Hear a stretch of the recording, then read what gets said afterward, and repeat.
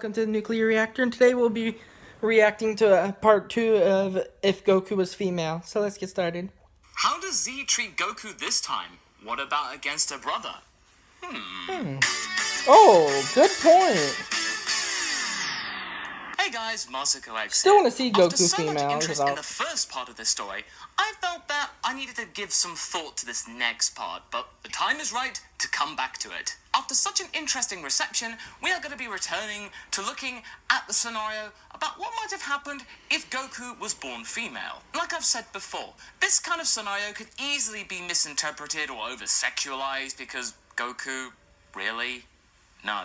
Dragon Ball isn't necessarily all about that, and of course, Toriyama does dip into that every now and again for comedic Mainly purposes, in Dragon but for the most Ball part, it's mainly about the fighting. As I said in the previous video, the origins of a female Goku are pretty much the same as they are in the original. After arriving on Earth, though, things changed for her quite considerably in comparison to the original scenario. And instead of the typical thing that happening all the time if you're fighting a woman, that you have to go easy on her and not be that mean to her, no, that didn't happen at all. Goku just pretty much went hell for leather as usual. And instead of that whole predictable narrative chestnut happening, Goku instead kind of just got closer to her friends, unlike her male counterpart. Goku and Bulma's friendship was far closer, and Chi-Chi is around way more, and has actually dedicated her life to fighting and being part of the Z crew. She's determined to perk up her interest as a fighter. That's interesting, that's cool. Beat Goku, and also defend her clan. Not only that, but the rest of the Z Warriors actually keep in touch much more frequently. You know,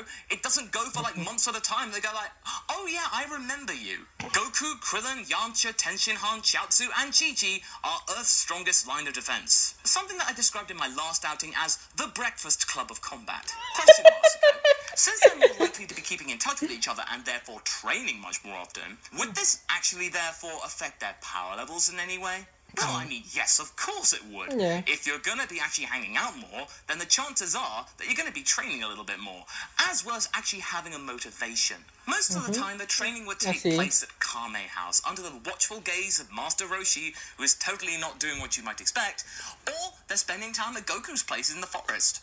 It can vary depending on what people want to do. In the original story, most of the Z fighters, like Krillin, Tenshinhan, and Yamcha, they were around about the 200 mark. And I believe that Chi-Chi was around the 150 marks, but thanks to all of this training and practice, they are all around about the same, about 400, so maybe about double what they would be in the original story. That's interesting. Unfortunately for Chi-Chi, Goku is absolutely determined to beat Chi-Chi. She's excited by this, and therefore Goku's power level is around about 500. It's not that far off, but, you know, it's noticeably higher. But Masako, how can these power levels be so much higher than before? You're being far too nice to your characters, Masako! Unsubscribe! Okay, let me give you my reasoning for that one. I had that In happen 1 this year week. I after had like Raditz 5 arrived people and then Vegeta and unsubscribe. Nappa arrived, the Z-Fighters did a lot of intense training, and they got around about 5 or 6 times stronger than they were at the beginning of Z, and that's quite a lot. But to be fair, that's when the Earth was at stake. But when it's not, and probably with less intense training, I think a power increase of maybe 2 times is far more reasonable when you actually compare the two. Okay, so what happens when Raditz arrives? Well, Piccolo, seeing as he's kept himself to himself, his power's not really changed all that much. Of course, he's focused and meditated, and he has gotten a little bit stronger, but he's no different as to what he was in the original story. Instead of Raditz actually interrogating Piccolo, because he's a reasonably high power level, he's actually more focused on the group of power levels which are on a particular place. I mean, come on, think about it. If you're a Saiyan and you see, okay, 1 reasonably strong power level, and then you got like 6 quite strong power levels all in one place, you kind of want to go to that one. Piccolo is ignored entirely, but that doesn't mean that he ignores Raditz. He can sense the high power level of the Saiyan, so therefore he follows him to investigate. Everyone's just chilling out at Kame House, just having a relax. Krillin hasn't made any advances on Goku in the intervening years. I mean, sure, he's made a couple of small advances, perhaps, a couple of hints, but Goku's just not taken the bait. Goku is far too keen in focusing on her training, and therefore, that means that there is no Gohan around at this point. Suddenly, Goku senses a huge power level heading their way, but it's not Piccolo. In their midst, Raditz descends upon the group. He scouts around and looks around them, and immediately recognizes Kakarot. He berates her and says, Why haven't you been doing your mission? I mean, I know that you're quite weak, but you should have been able to take care of these chumps. Raditz gives the whole Saiyan spiel. Everyone's shocked, including Goku. And yes, of course, Bulma is shocked as well, but she can't say that she's that surprised. Goku's been really weird, and actually this explains a lot of behaviors, and yeah, Bulma as a scientist and a pragmatic thinker is like, oh, okay. Tiring of all these pleasantries, Raditz then insists that Kakarot join him, and together they can take down a local planet and then actually conquer it for their own ends. But, typically, Goku's going to refuse. She doesn't really want to do that. He then turns around in a fit of rage and blasts Kame House to several million pieces. Since Gohan's not around, he can't use the kid as a bargaining chip. He's just going to take out his anger in another way. But fortunately, since everybody was outside looking at Raditz doing his thing, no one's actually killed or injured when the house is destroyed. But come on. You broke Kame House. Stop breaking Kame House. Exactly. Raditz then gives Goku 12 hours to change her mind, or else Raditz will blow up the planet. He then leaves, leaving everybody to process. He doesn't have exactly the power to what blow just up happened. the planet. Goku is angry. Vegeta, yeah. Nappa, Her maybe. brother, Raditz, so no. Cool? She just doesn't get it. The gang then decide what they want to do at this point, but given the fact that he's really strong and could blow up the planet, or at least they think he could, the only obvious answer is to fight him. As Piccolo's heading towards Kame House, he actually bumps into Raditz mid-flight. Raditz is feeling frustrated that his sister would not join him in glorious combat, so he decides to take his anger upon the Namekian. He's not as strong as them, so he decides to use the guy as a punching bag. Goku can sense this happening. If Piccolo's being downed right now, they gotta take care of this guy. Goku tells Nimbus to go even faster, and Bulma punches the chopper that everybody else is actually flying on, because remember, not anyone else can fly yet. On their way, they recover Piccolo, who is clinging onto life on a nearby island, and, they're trying to put their differences aside at this point, but Piccolo's being typically stubborn. Piccolo wants to know who that guy was. Goku then explains that was their brother, and Piccolo just keeps saying, oh my god, it spreads. Having gotten Piccolo safely onto land, Goku promises to come back when all of this is said and done and give him the sensu bean. Piccolo snarks and just doesn't believe Goku, saying that, oh, you're just going to leave me here to die in the sun. But Goku is serious. She will come back for him. Raditz turns around and assumes that Goku's changed her mind and decided to bring everyone else. Maybe they might join his side as well. Maybe Raditz could be the leader of this small posse taking on other planets, and that's good for Raditz, I guess. It makes things way easier, and maybe Vegeta will be happy with him. But unfortunately for him, this isn't a welcoming party or a greeting in any way. They all get into their fighting stances, and Raditz is actually kind of shaken, but he's deciding not to show it at this point. And yes, I know I talked about their power levels being about 400 or 500, but remember, Raditz is around 1200 to 1400 at this point, so together they might be able to beat him. Also, these guys are adept at fighting as a team.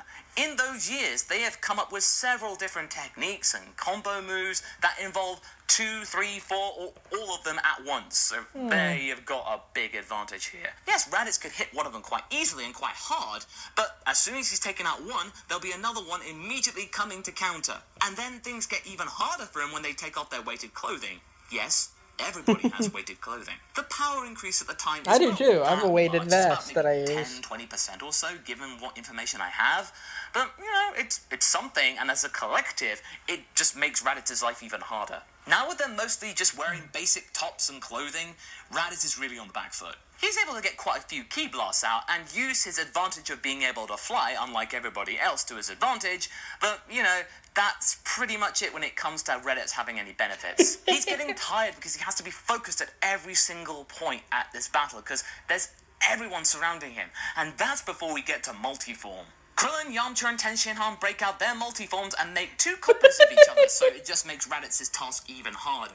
And yes, I know, when you use multiform, it cuts your power in half. Your power level, but still, if you're getting it from several directions, it's hard to keep up. Especially since Raditz can't sense ki, he has to rely on his Scouter. And I'm pretty sure that Scouter can only take so much processing information at one point. At this point, Raditz has no choice but to use his ultimate attack, a full-power double Sunday. But then the group counter with a massive, full-on group Kamehameha, because everybody knows that. This Ooh. Goku is far more inclined to share information, unlike the original Goku, who was kind of selfish. The struggle is hard. This is a massive beam struggle, the first that we've ever kind of seen. It's something that the Earth has never seen before, but, you know, we'll see quite a lot of going into Z further on, if you know what I mean. Ultimately, the Saiyan is overwhelmed by the gang. When everything is done, Goku is actually kind of sad. She didn't really get to know her brother enough. I mean, if only he hadn't just tried to kill them, she could have gotten to know about her heritage, her race. It would have answered so many questions, but no, it had to end like this. But unfortunately, the feeling isn't that mutual. Raditz is cursing his sister's impudence and stubbornness and reneging her Saiyan ways. He then goes on to say that there are two Saiyans coming who are far stronger than him. They better be prepared or else the Earth will be destroyed, yada yada yada. You know, Raditz being all that way. Yep. And then he just goes bleh. With the gang processing this, Goku decides to head back to where Piccolo is located because they need to have a talk about what's going to be happening in about a But year's now time. he can't, Back on she the can't island, train with Piccolo King has managed to Kai. get back up on his feet and is slowly starting to heal himself, but he kind of needs a senzu bean at this point. He's able to at least stand. Goku then invites Piccolo to join the Z Fighters. But then Piccolo mocks the invitation, saying, why would he do that after all of these years of him not doing so?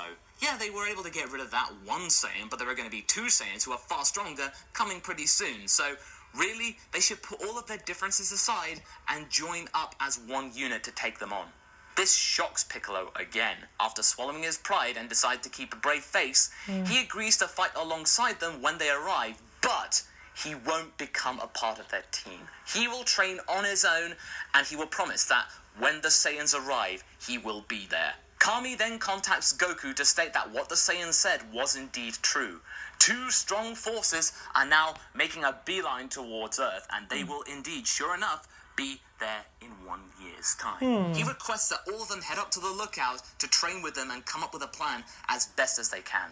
After a few weeks of training, they're making some kind of progress, but Goku feels like something's not right. It's not enough. They're gonna need much more than this. So she asks Kami, is there any other way that they can train even more? He considers the idea of taking them all to the other world to train with maybe King Kai.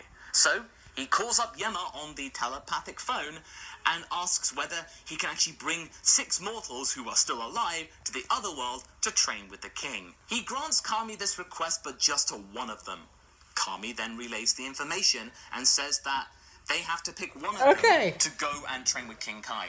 The gang then say, Goku, you should be the one to go, but then declines the invitation. She doesn't want to give up on them. They're her friends. They stuck together through thick and thin for all of these years. They fought together as one unit. If she went off and got stronger than them, they'd be disconnected. She doesn't want that. Wow. Family. I love this Kami, Goku. and therefore by proxy Yema, is shocked that this mortal would be so flippant. Goku says that either everybody goes or no one goes.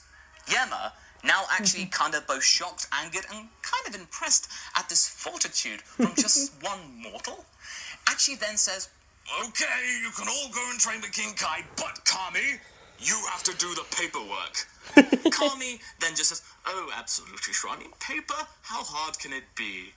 You have no idea, Kami. Having got to said world and then traversed Snake Way, they all arrive on King Kai's planet at the same time. Sure enough, they go through the trials of Bubbles and Gregory, and of course, making sure to make King Kai laugh, and Krillin does exceptionally well with this, with so many cue ball jokes about his appearance and the fact that he's bald.